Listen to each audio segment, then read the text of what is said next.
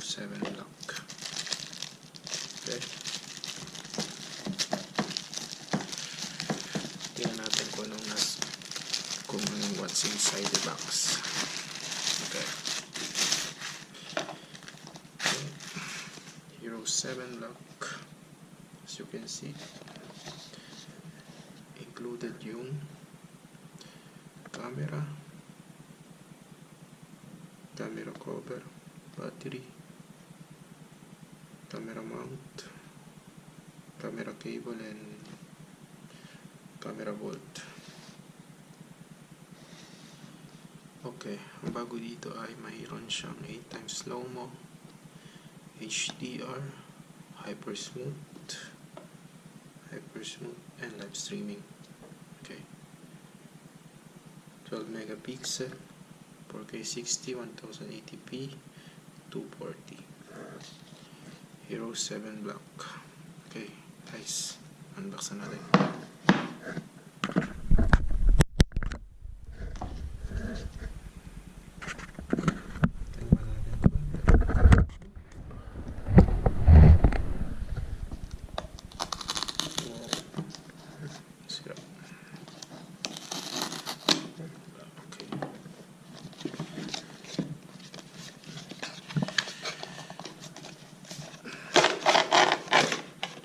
Ayun. Guys, sa loob. Okay. Okay, tanggalin mo natin ito.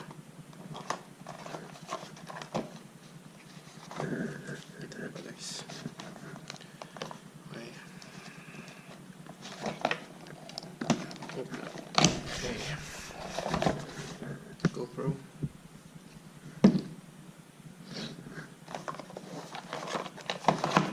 Nasa loob nito.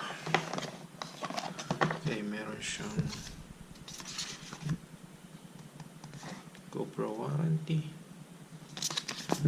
GoPro stickers,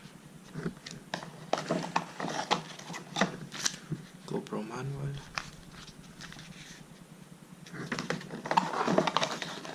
and then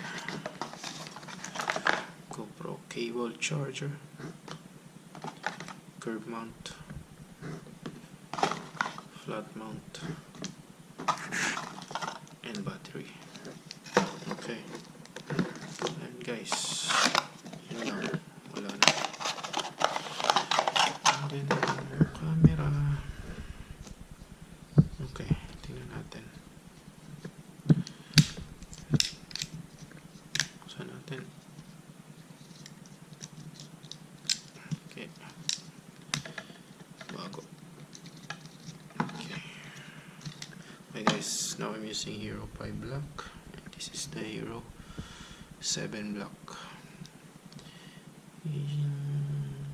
Napansin ko lang pagkakaiba nilang dalawa ay more on matte finish tong Hero 7 black, parang yung gimbal nila. And then dito same lang, memory card slot at battery slot. Okay, insert natin. Sana meron charge to para matingnan natin, mabuksan natin. Okay, nice. Okay, here it is. Okay, chumatigas. Tatakot tayong masira natin kasi bago, syempre. Okay, etong slot na to. Okay, for the charger and the HDMI port. Wala, yun lang, katulad din sa Hero 5 black at sa Hero 6. Then tanggalin natin to.